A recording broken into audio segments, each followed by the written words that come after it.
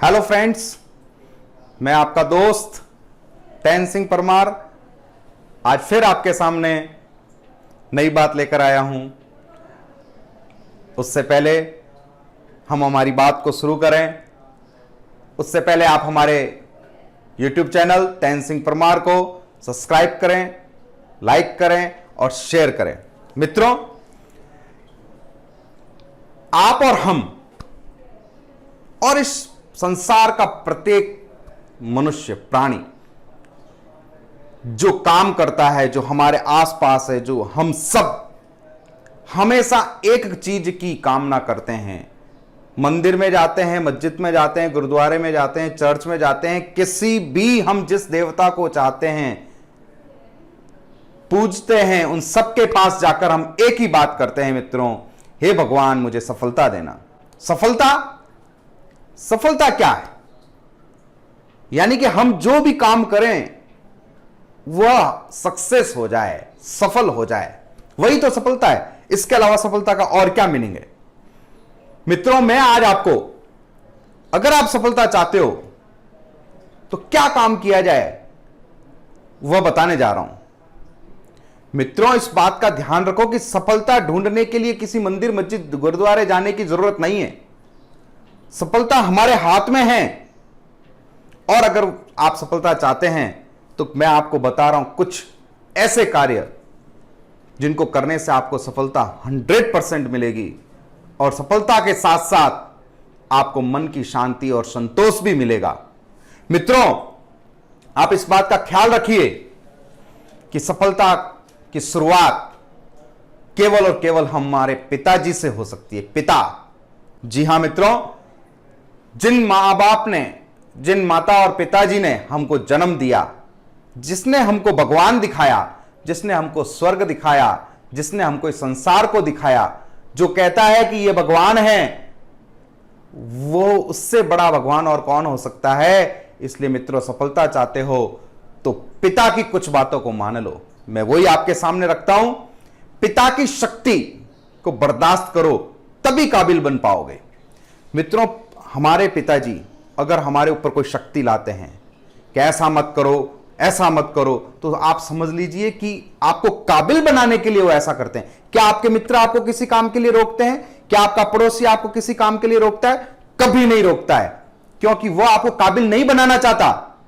काबिल आपको अगर कोई बनाना चाहता है तो वो आपका पिता है। इसलिए उसकी शक्ति को बर्दाश्त करो ताकि काबिल बन सको। मित्रों, पिता की बात को गौर से सुनो ताकि दूसरों की बातें सुननी ना पड़े। हां मित्रों, हमारे पिता की बात अगर हम गौर से सुन लेंगे तो दूसरों की बात सुनने की जरूरत नहीं पड़ेगी, क्योंकि वही एक व्यक्ति है जो हमें सही और गलत का रास्ता बताता है। वही एक व्यक्ति है जो हमारे लिए रोता भी है, हमारे लिए दर्द भी महसूस करता है। कोई दूसरा व्यक्ति इस संसार में नहीं हो सकता जो हमारे बारे में सोचे। इसलिए उनकी बातों को गौर से सुनो, और अगर आपने ऐसा नहीं किया तो लोग तुम्हें सुनाएंगे और उस वक्त आपको सुनना पड़ेगा।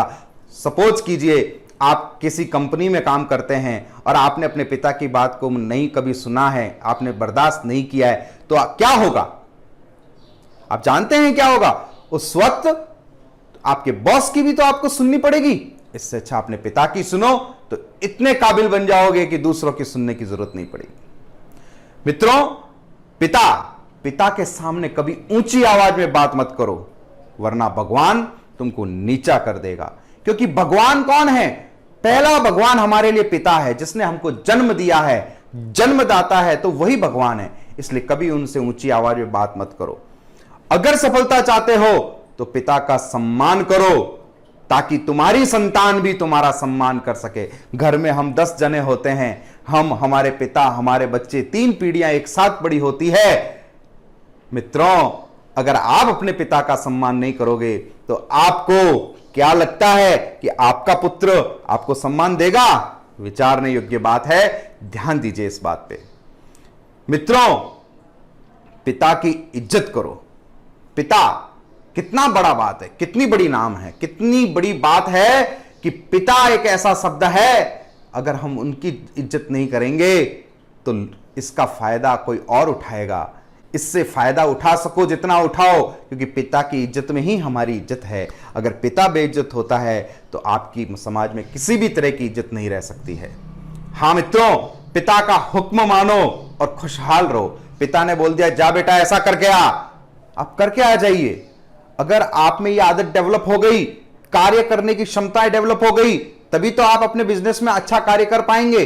और आपने अगर पिता का ही कहना नहीं अगर आप पिता का ही कहना नहीं मानते हैं, तो आपको क्या लगता है कि आप आगे जाकर आप अपने लिए भी कहना मान सकते हैं, अपने लिए भी कार्य कर सकते हैं? कदापि नहीं। इसलिए मित्रों, पिता के हुक्म को ऐसे मानो कोई प्राइवेट कंपनी का बॉस आपको हुक्म दे रहा हो, उसकी बात तो माननी पड़ती है। तो बस पिता की बात को मानो, जिससे तुम खुशहाल रह सको। पिता के सामने नजरें झुकाकर रखो, ताकि भगवान तुमको दुनिया में उठाकर रखे, आगे बढ़ाकर रखे। क्योंकि जिन जिन व्यक्तियों की नजरें अपने पिताजी के आगे झुकी रहती है, भगवान उनको तरक्की देता है, खुशहाली देता है। इसलिए मित्रों, सफलता चाहते हो तो पिता के आगे नजरें झुका के रखो। पिता एक किताब की तरह है मित्रों, जिस पर अनुभव लिखा होता है। हाँ मित्रों, माँ बाप, हम भी छोटे थे, छोटे से बड़े हुए, बड़े से बूढ़े होंगे। हम भी बचपन से पिता की ओर बढ़े, पिता से बुढ़ापे की ओर बढ़ेंगे। तो पिता के पास जो अनुभव होता है, उस अनुभव का फायदा उठाएं, उस अनुभव से कुछ सीखें, तभी तो आप खुशहाल रह पाएंगे, तभी तो आप तरक्की कर पाएंगे। मित्रों, पिता एक ऐसी किताब है जिस पर उनका अनुभव लिखा होता है, और उस अनुभव का फायदा हमें हमेशा उठाना चाहिए।